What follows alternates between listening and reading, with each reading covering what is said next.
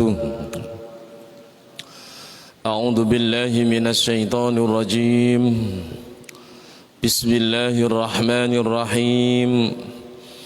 الحمد لله رب العالمين والعاقبة للمتقين ولا عدوان إلا على الظالمين وإن الله لا يضيع أجر المحسنين.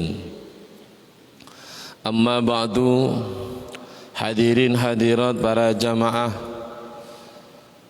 salat maghrib Masjid Agung Baitul Mukminin yang sama-sama dirahmati dan dimuliakan Allah Subhanahu wa taala.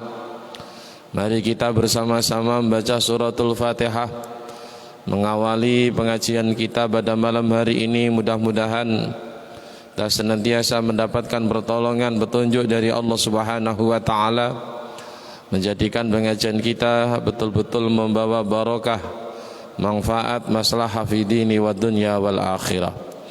Ala hadhi niyah wa kulli niyatin salihah bi syafaati Rasulillah sallallahu alaihi wasallam. Al-Fatihah. A'udzu billahi minasyaitonir rajim. Bismillahirrahmanirrahim. Iyyaka na'budu wa iyyaka nasta'in. Shiratal mustaqim, shiratal ladzina an'amta 'alaihim. Qala al-muallif rahimahullahu ta'ala wa nafa'ana bi'ulumihi wa bi'ulumina fid dharain amin. Qauluhu babut taubah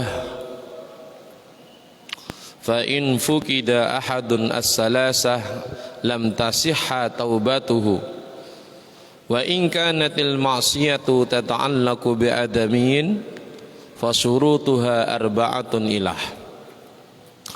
Para jamaah sekalian yang dirahmati dan dimuliakan Allah Subhanahu wa taala, sedikit kita mengulas pembahasan kita pada Selasa pekan yang lalu, di mana kita masuk di bab yang kedua, bab taubat.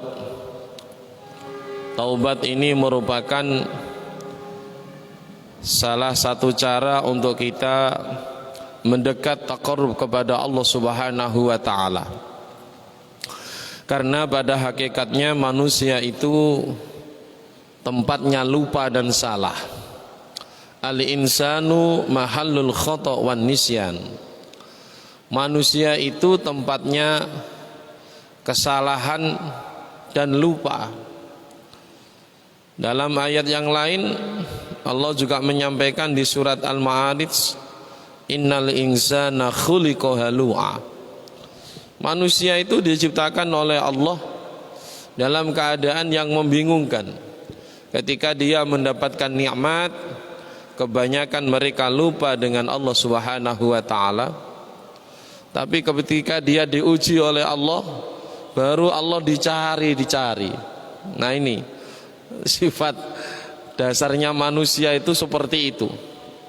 Maka tuntunan agama kita memberikan jalan bagaimana kita tetap supaya bisa taat, bertakarrub kepada Allah Subhanahu wa taala, menyesali atas kesalahan, dan kita harus yakin bahwa pengampunan Allah, maghfirahnya Allah lebih luas daripada bumi dan isinya.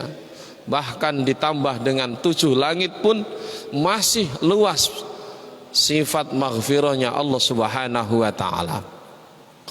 Karena itu para jamaah sekalian, taubat ini diwajibkan oleh Allah. Kita lihat ayat-ayat yang ada di dalam Al-Qur'an, bentuknya fi'il amar. Ya ayyuhalladzina amanu tubu ilallahi taubatan nasuha. Wahai orang-orang yang beriman, bertaubatlah kepada Allah Subhanahu wa taala dengan sebenar-benarnya taubat. Kemarin kita sudah bahas, kalau kesalahan itu berkaitan dengan Allah Subhanahu wa taala, syaratnya ada 3. Yang pertama adalah ayyukli'anil maksiyah. Kita meninggalkan kemaksiatan yang kita lakukan. Wasani ayyandama ala fi'liha. Yang kedua, kita tumbuhkan dalam hati penyesalan mendalam akan kesalahan-kesalahan yang kita lakukan. Syarat yang ketiga, ayyazima an la ya'uda ilaiha abadan. Membulatkan tekad dalam hati untuk tidak melakukan kemaksiatan, kesalahan, walaupun toh kesempatan itu datang, walaupun toh waktu itu datang kepada diri kita. Ini 3 ini harus terpenuhi semuanya. Salah satu tidak dilakukan, maka di sini lam tasihah, maka tidak sah taubatnya ya kepada Allah Subhanahu wa taala. Maka dari itu para jamaah sekalian, banyak ayat-ayat dalam Al-Qur'an ya yang memerintahkan kita untuk bertaubat kepada Allah Subhanahu wa taala. Makna daripada taubat ini adalah ar-ruju, ar-roja atau roja'a. Jadi ar-ruju minal ma'siyah ila ta'ah. Jadi secara syar'i makna dari taubat adalah kembalinya kita untuk tidak untuk tidak melakukan kemaksiatan ila ta'ah, untuk menuju ketaatan ibadah kepada Allah Subhanahu wa taala. Maka ayat Al-Qur'an yang lain menyampaikan bertaubatlah kepada Allah Subhanahu wa taala la'allakum tuflihun, supaya kamu betul-betul mendapatkan kehidupan yang benar-benar membahagiakan. Jadi orang kalau tidak punya salah itu kan enak. Tidak salah dengan manusia, tidak salah dengan Allah, itu kan enak itunya. Dan di ayat yang lain, sungguhnya Allah Subhanahu wa taala mencintai orang-orang yang bertaubat dan orang-orang yang bersuci. Innallaha yuhibbut tawwabina wa yuhibbul mutatahhirin. Jadi semakin kita sering bertaubat kepada Allah Subhanahu wa taala, maka kita semakin dicintai oleh Allah Subhanahu wa taala. Di surat yang lain juga ada Allah menjelaskan dalam surat Nuh itu, faqul tastaghfiru ya, faqul tastaghfiru ya. Jadi maka kita bertaubatlah kepada Allah Subhanahu wa taala. Innahu kana ghafara. Sungguhnya Allah ini maha pengampun terhadap segala kesalahan-kesalahan kita, dosa-dosa kita. Ada satu kisah para jamaah, yaitu Syekhuna Khalil Bangkalan ya. Ini banyak sekali diceritakan oleh para asatid dan para kiai. Di situ dikisahkan ada 3 orang. Ada 3 orang yang ingin sowan kepada Mbah Khalil Bangkalan. 3 orang ini punya permasalahan berbeda-beda. Akhirnya orang 3 ini berlainan daerah, ketemu di sana. Di dalamnya Mbah Khalil Bangkalan, gurunya Hadratus Syekh Haji Hasyim Asy'ari. Maka satu persatu orang ini menyampaikan permasalahannya.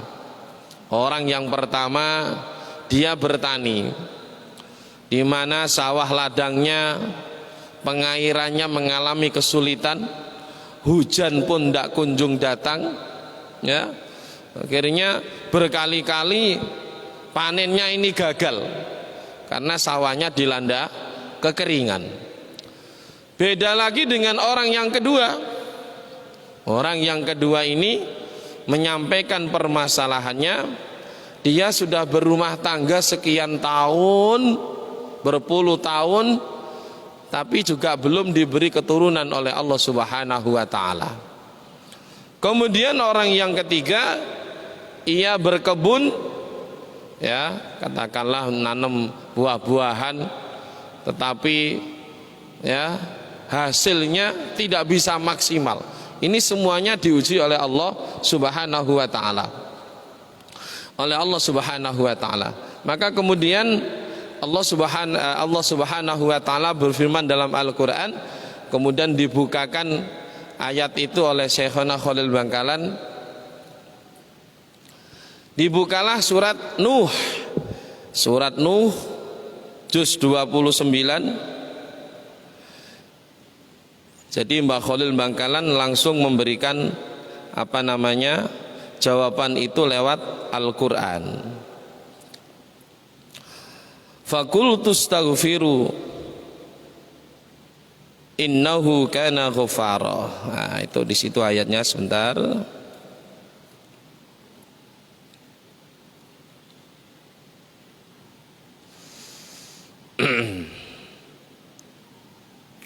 Faqultu astaghfiru rabbakum innahu kana ghaffara yursilis samaa 'alaikum midrara wa yumdidkum bi amwalin wa banina wa yaj'al lakum jannatin wa yaj'al lakum anhara. Maka tiga orang ini dibukakan Al-Quran oleh Syekhuna Khalil Bangkalan. Orang yang pertama diijazahi suruh memperbanyak baca istighfar. Orang yang kedua diijazahi oleh Mbah Khalil Bangkalan disuruh memperbanyak membaca istighfar. Nah, orang yang ketiga dengan permasalahan yang berbeda pun diijazahi sama oleh Mbah Khalil Bangkalan, yaitu memperbanyak membaca. Banyak tanya, akhirnya pulang. Ya, akhirnya pulang. Ya, dalam perjalanan tiga orang ini bertemu di pelabuhan Kamal sana. Orang tadi menceritakan, saya baru sowan dari Mbah Khalil Bangkalan. Lah kenapa sowan? Harapan saya mendapatkan ijazah, dan ijazah itu saya amalkan, harapannya permasalahan saya selesai. Lah sama diberi ijazah apa? Suruh baca istighfar. Jadi orang yang pertama sawahnya mengalami kekeringan, disuruh baca istighfar. Orang yang kedua tidak juga diberi momongan keturunan oleh Allah Subhanahu wa taala, juga disuruh baca istighfar. Nah, orang yang ketiga yang berkebun tadi, ya, hasil kebunnya tidak bisa maksimal, juga disuruh baca istighfar. Akhirnya bagaimana? Orang tiga ini memutuskan untuk kembali lagi ke Mbah Khalil Bangkalan. Kira-kira apa ndak salah ini? Tiga orang yang permasalahannya berbeda, kok tiga-tiganya disuruh membaca istighfar oleh Syekhuna Khalil Bangkalan. Akhirnya ya, orang tiga ini balik sowan kepada Mbah Khalil Bangkalan. Assalamualaikum Yai. Waalaikumsalam. Loh, kok balik lagi? Ya Mbah Khalil Bangkalan, saya tadi tidak sengaja dalam perjalanan pulang, tiga orang ini ketemu. Akhirnya permasalahannya berbeda, kok ijazahnya sama. Maka sama Mbah Khalil Bangkalan dibukakan Al-Quran surat Nuh ayat 10 sampai dengan ayat 12. A'udzubillahi minasyaitonir rajim. Faqultu astaghfiru rabbakum innahu kana ghaffara yursilis samaa 'alaikum midrara wa yumdidukum bi amwalin wa banin wa yaj'al lakum jannatin wa yaj'al lakum anhara. Maka kemudian orang tiga ini dijelaskan oleh Mbah Khalil Bangkalan. Bisa jadi ujian yang Allah berikan kepada kamu, hei orang yang pertama, orang yang kedua, orang yang ketiga, ya, itu untuk menebus kesalahan-kesalahan yang pernah kamu lakukan. Nah, ini para jamaah. Jadi nuwun sewu, kita mungkin setiap ba'da salat berdoa kepada Allah Subhanahu wa taala. Jangan pernah hati kita muncul suudzon kepada Allah. Jangan pernah muncul putus asa kepada Allah Subhanahu wa taala. Karena bisa jadi kita ini jarang membaca istighfar kepada Allah. Kita ini jarang bertaubat kepada Allah Subhanahu wa taala. Maka kesulitan-kesulitan yang mungkin muncul dalam kehidupan kita, atau permasalahan-permasalahan apapun yang muncul dalam diri kehidupan kita, itu bisa jadi kita ini enggan bertaubat kepada Allah Subhanahu wa taala. Maka orang tiga ini balik ke rumah mengamalkan ijazah yang disampaikan oleh Mbah Khalil Bangkalan. Baca istighfar, baca istighfar, baca istighfar. Di situ ceritakan wakilah beberapa tahun kemudian orang yang pekerjaannya tani di sawah mendapatkan hasil yang melimpah. Demikian halnya orang yang sudah sekian tahun berumah tangga belum diberi keturunan oleh Allah Subhanahu wa taala. Demikian halnya yang berkebun, orang yang ketiga tadi, itu diberikan hasil yang melimpah oleh Allah Subhanahu wa taala, barokahnya membaca istighfar. Makanya ada hadis qudsi itu, man lazima istighfaran ja'alallahu likulli hammin faraja wa likulli dhaikin makhraja. Siapa yang melanggengkan, mengistiqomahkan membaca istighfar, ya, ja'alallah, maka Allah akan menjadikan likulli hammin faraja. Apa yang menjadi permasalahan, sesuatu yang bundeli, sesuatu yang menyulitkan, ini akan diberikan jalan keluar oleh Allah Subhanahu wa taala. Wa likulli dhaikin makhraja, dan setiap kesulitan yang ia hadapi dalam kehidupannya akan diberikan jalan kemudahan, jalan keluar oleh Allah Subhanahu wa taala. Nah, ini para jamaah, di bab taubat ini kita ambil sebuah pelajaran bahwa kita setiap hari, ya, jangan sampai kita untuk tidak membaca istighfar kepada Allah Subhanahu wa taala. Para jamaah sekalian yang dirahmati dan dimuliakan Allah Subhanahu wa taala. Jadi kalau kesalahan yang kita lakukan ini berkaitan dengan Allah Subhanahu wa taala, ada 3 syarat yang harus dipenuhi. Kalau kesalahan itu berkenaan dengan sesama manusia, maka ada 4 syarat yang harus dipenuhi. 3 syarat yang pertama tadi ditambah 1 syarat. Kalau itu berkenaan dengan hakul adami, karena ucapannya, dari ucapannya kemudian dia kemudian salah kepada orang lain, maka kafaratnya adalah ia minta maaf kepada saudaranya. Kalau kaitannya dengan qadzaf, menuduh, ya, maka harus minta maaf kepada yang dituduh tadi, sampai benar-benar ada pernyataan saya maafkan sampean, ya. Nah, kapan kita harus minta maaf? Secepat mungkin. Berapa kali? Minimal 3 kali. Ya, saya minta maaf, saya pernah ini, pernah mengatakan sampean seperti ini, saya minta maaf ya. Nah, seperti itu. Ya, sampai 3 kali. Nah, kalau sudah 3 kali, ya bagaimana? Maka gugurlah dosa-dosa kita. Seperti itu. Ini memang konsepnya dalam Al-Quran pun dalam hadis seperti itu.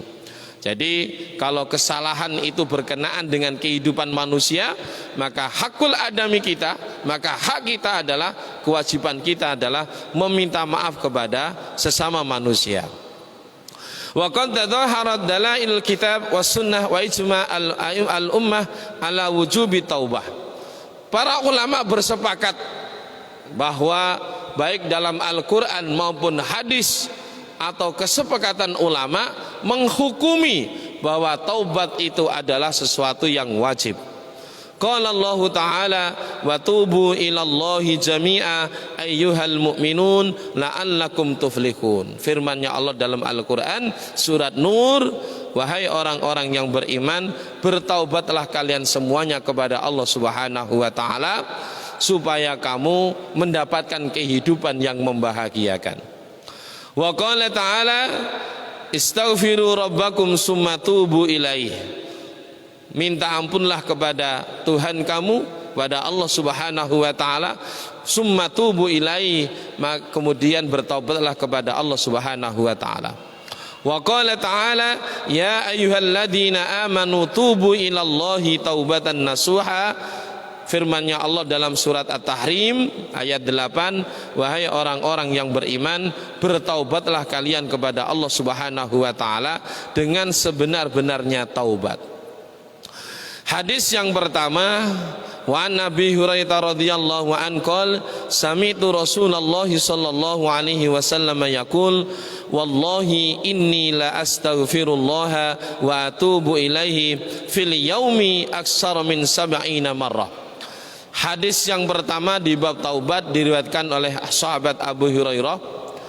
Rasulullah sallallahu alaihi wasallam bersabda, inni la astaghfirullah, sungguhnya saya Rasulullah minta ampun kepada Allah Subhanahu wa Ta'ala dan bertaubat kepada Allah fil yaumi aksara, setiap hari, min sab'ina marrah. Rasulullah yang sudah dijamin yadkhulul jannah bi ghairi hisab. Ini Rasulullah setiap hari membaca istighfar tidak kurang dari 70 kali. Apalagi kita ini tidak ada yang garansi, tidak ada yang menjamin apakah kita ini besok-besok dimasukkan surganya Allah atau sebaliknya. Sebab apa? Allah sudah menyampaikan dalam Al-Quran, wa ma tadri nafsun bi ayyi ardin tamut wa ma tadri nafsun madza taksibu ghadan. Setiap dari kita ini tidak ada yang tahu nasib apa kira-kira yang akan kita terima nanti di akhirat. Kemarin sudah kita singgung, orang yang diberikan anugerah oleh Allah umur 500 tahun saja, tidak pernah maksiat, tidak pernah melakukan dosa, itu nasibnya aja belum karuan nanti di sana. Apalagi kita yang rata-rata umatnya Rasulullah ini rata-rata mabaina sitin wasabain, 60 sampai 70 tahun. Kalau kita tidak mudawamah, kalau kita tidak istiqomah membaca istighfar, bertobat kepada Allah Subhanahu wa taala, maka seperti apa nasib kita nanti? Padahal kesalahan itu bisa muncul setiap saat, setiap waktu. Ya, apakah yang sirri wal alan, satu yang rahasia atau yang dalam kondisi ramai. Ya, ini kan sangat memungkinkan.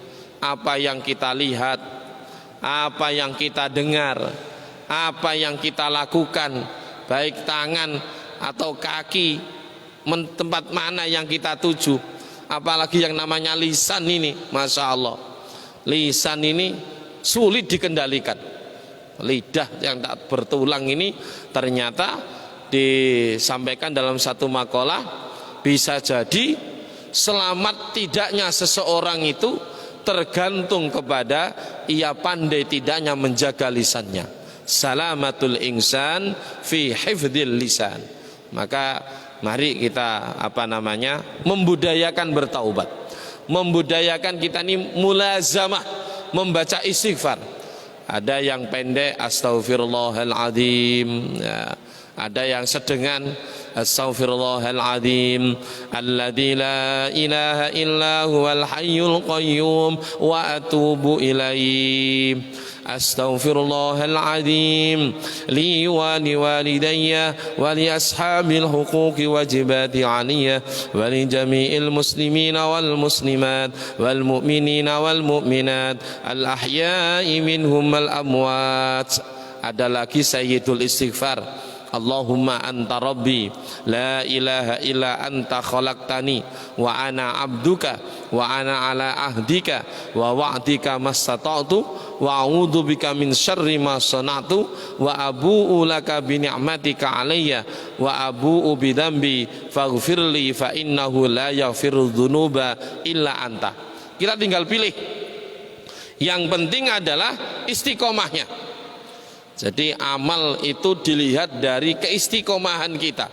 Makanya ya 24 jam ini harus ada amaliyah yang kita jadikan ikon masing-masing diri kita.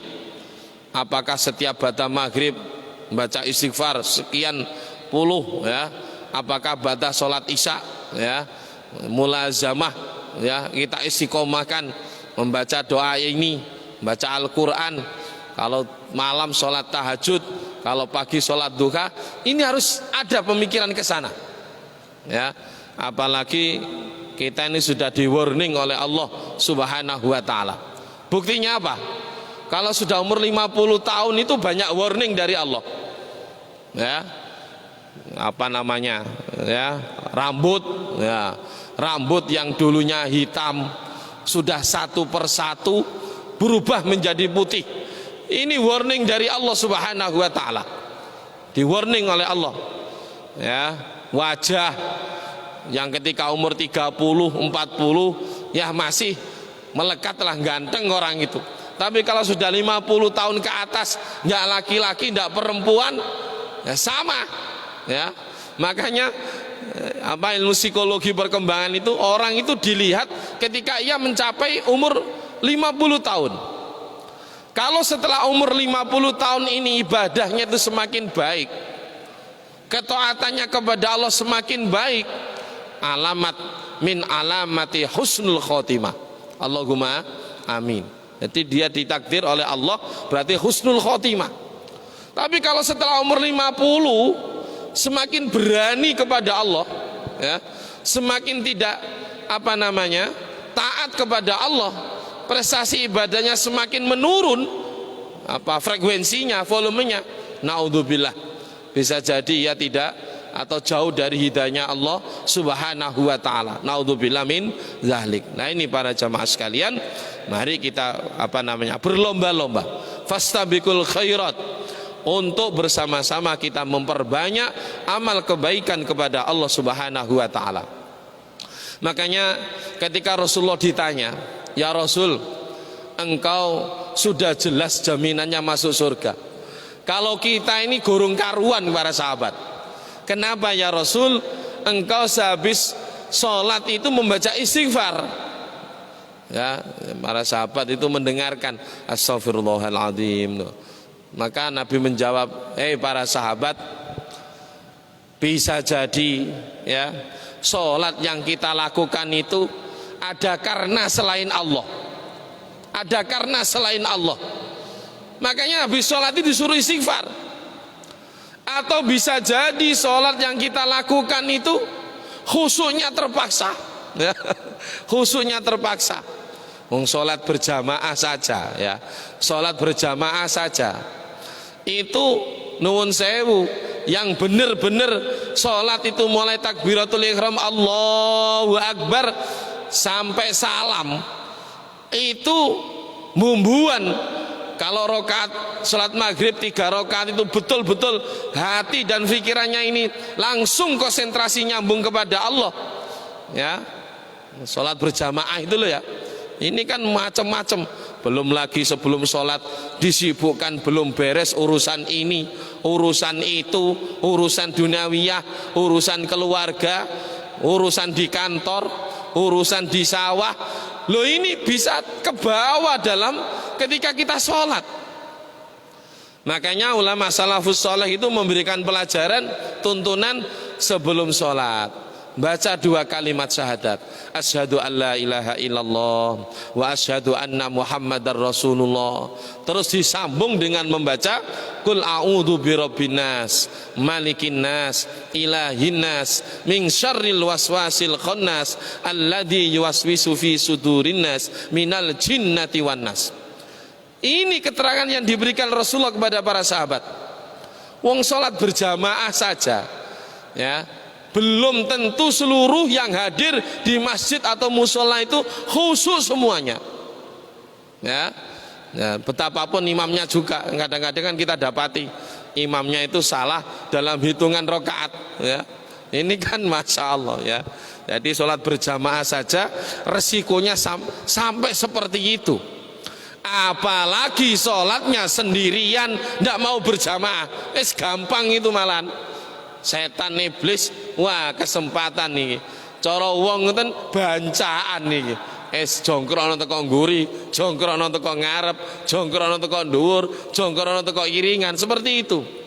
Nah, ini para jamaah sekalian, Nabi memberikan keterangan kenapa ya Rasul habis sholat itu menjenengan kok baca istighfar. Keterangan yang lain, Nabi menyampaikan la uhsisana an alaika anta kama asnaita ala nafsik. Nah, ini jadi Allah itu, ya, luhur mulia dengan segala pujian, dan Allah lah yang memiliki pujian-pujian macam apapun di dunia. Makanya ada torekoh namanya Naqsyabandi, ada torekoh Qadiriyah, ada Naqsyabandiyah. Naqsyabandi itu apa? Setiap nafas yang keluar atau yang masuk atau dalam hati ini dipenuhi dengan lafaz Allah. Jadi kalau orang sudah makomnya itu sudah di atas syariat, melihat gunung yang indah langsung ingat Allah, melihat melihat bangunan-bangunan yang mewah-mewah, langsung ingat Allah. Melihat orang kok ganteng ya, langsung ingat Allah. Melihat orang kok cantik ya, langsung ingat Allah. Nah kita ini kan belum ke sana. Coba jenengan angen-angen. Kita ini kalau disibukkan dengan urusan dunia, itu yang pertama kali yang diingat Allah atau yang lainnya? Nah ini Masya Allah. Nah ini loh ya, kenapa kemudian sholat ini kan media kita ya. Wasta'inu bis-sabri was-salah wa innaha lakabiratun illa 'alal khashi'in. Salat ini diacungi jempol, cara paling jitu wahana kita untuk sampai kepada Allah, untuk miraj kita kepada Allah, untuk komunikasi kita kepada Allah. Selain salat apa? Baca Al-Qur'an. Nah ini, jadi sholat ini merupakan cara yang paling sempurna untuk kita bisa sampai kepada Allah. Ya, makanya Nabi sholat suruh istighfar. Ya, jadi nikmat anugerah Allah itu tidak sebanding dengan ubudiyah kita, rasa terima kasih kita kepada Allah itu loh, tidak sebanding sama sekali.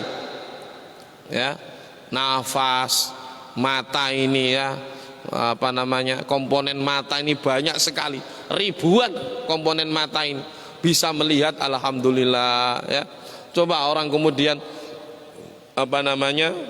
ada bisa menjamkan mata, bisa membuka. Coba kalau kemudian dipejamkan terus tidak bisa balik lagi, ini kan Masya Allah. Ini nikmatnya Allah Subhanahu wa Ta'ala yang diberikan kepada kita hambanya.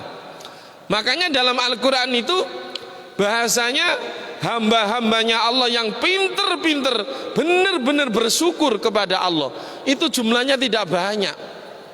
Wa qalilum min ibadiyas syakur. Ternyata yang benar-benar bisa membuktikan, mengimplementasikan rasa syukur itu dalam kehidupannya sehari-hari, ternyata jumlahnya tidak banyak, jumlahnya sedikit. Nah ini Masya Allah ya. Jadi taubat ini salah satu cara ya, media untuk kita itu bersih kembali. Jadi kalau Imam Ghazali itu menggambarkan ketika kita melaksanakan ibadah puasa, kita kan menuju kepada Idul Fitri.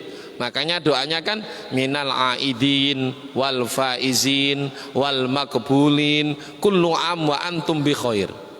Kata Imam Ghazali, ketika seseorang itu keluar dari bulan Ramadan, ia mendapatkan kertas putih.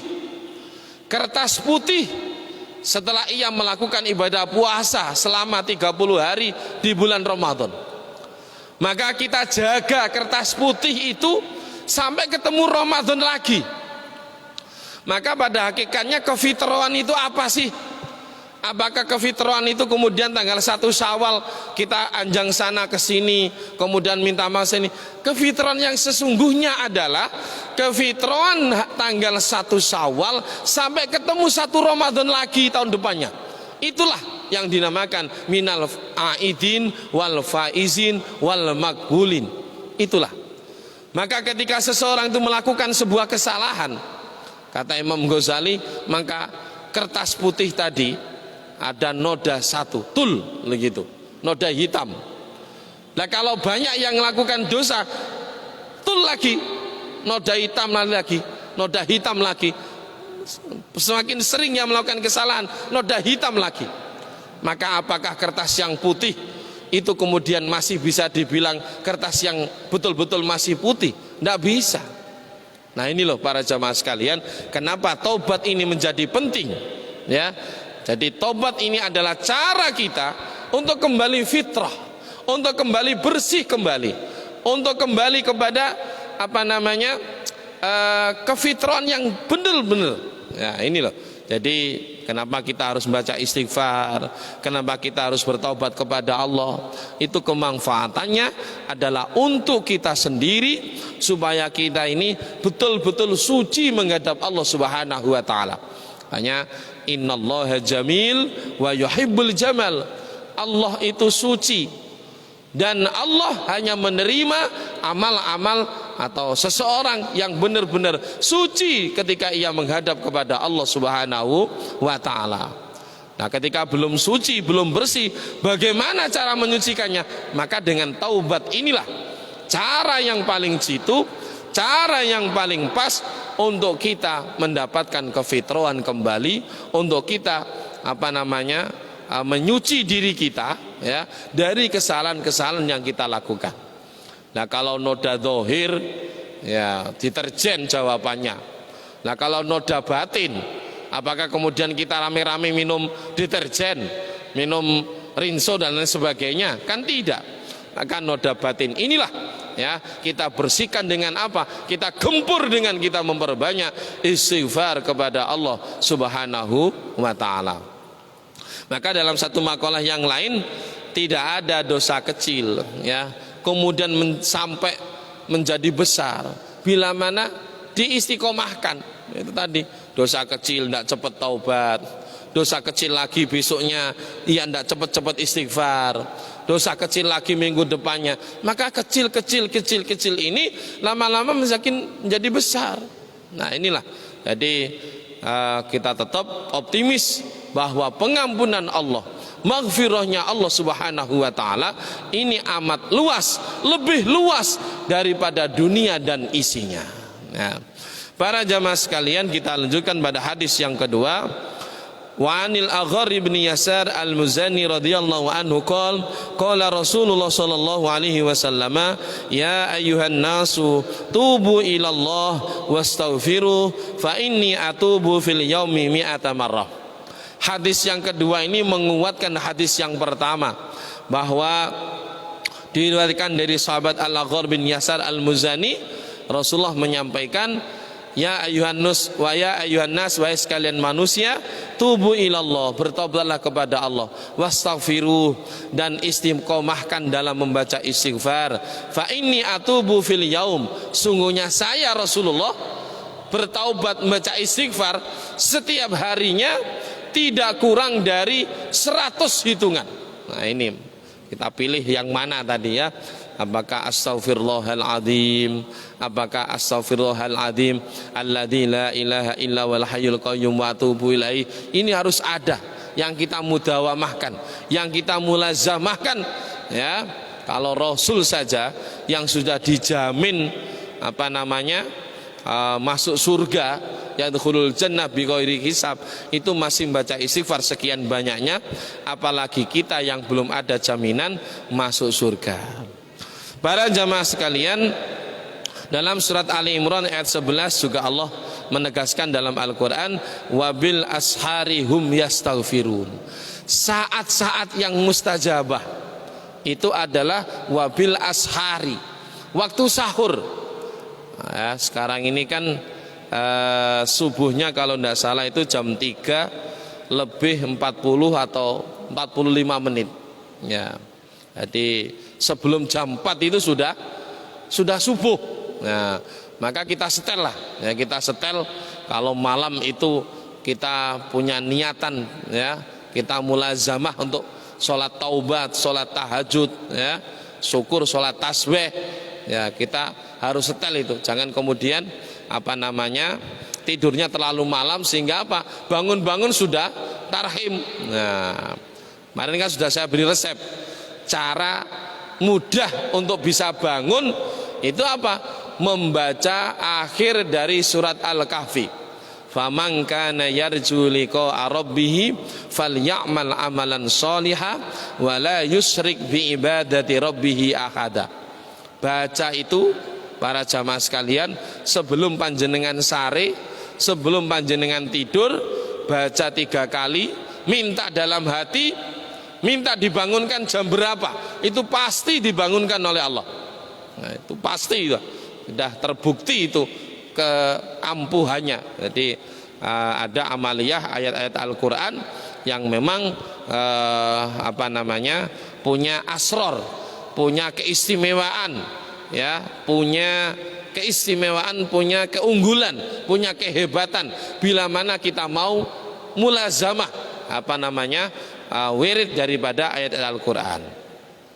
Para jamaah sekalian yang dimuliakan Allah Subhanahu wa taala, ba'dul ulama menyampaikan macam istighfar itu ada 3. Yang pertama ya, jadi istighfar yang ia lakukan dari maksiat atau dosa ya. Jadi dengan membaca bil lisan istighfar astaghfirullahaladzim ya. Kemudian yang kedua, tidak mampu beribadah yang sesuai dengan keagungan Allah Subhanahu wa taala. Makanya ada satu wirid yang dipesankan oleh Rasulullah kepada Mu'ad, ya Mu'ad la tada'anna kulla duburi shalah ya. Jadi ada satu wiritan yang langsung Nabi sampaikan kepada sahabat Mu'ad. Apa doanya? Allahumma a'inni ala dzikrika wa syukrika wa husni ibadatik. Ini panjenengan setelah salam itu, sebelum wiritan istighfar itu langsung Allahumma inni ala dzikrika wa syukrika wa husni ibadatik. Syukur jangan baca sampai 3 kali. Nah, ini wiritan yang langsung masyhur disampaikan Rasulullah kepada sahabat Mu'ad. Apa asral dari doa ini? Allahumma inni ala dzikrika, ya Allah, senantiasa berilah pertolongan kepada kami untuk selalu lisan ini basah zikir mengagungkan asmamu ya Allah, wa syukrika, dan pandai bersyukur terhadap nikmat-nikmat yang Allah berikan kepada kami, wa husni ibadatik, dan bagusilah amal ibadah kami ya. Amal ibadah kan macam bentuknya, ada sholat ya, ada puasa, ada sedekah, ada haji, ada zakat, dan lain sebagainya.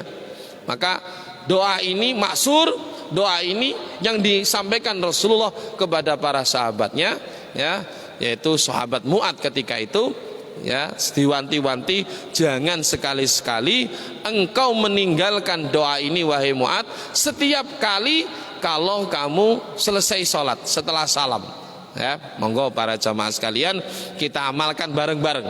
Jadi ngaji kita itu bertambah ilmu ya, juga bertambah kebaikan. Allahumma amin ya. Mudah-mudahan ada guna dan manfaatnya. Allahumma muwaffiq ila aqwamit thariq. Assalamualaikum warahmatullahi wabarakatuh.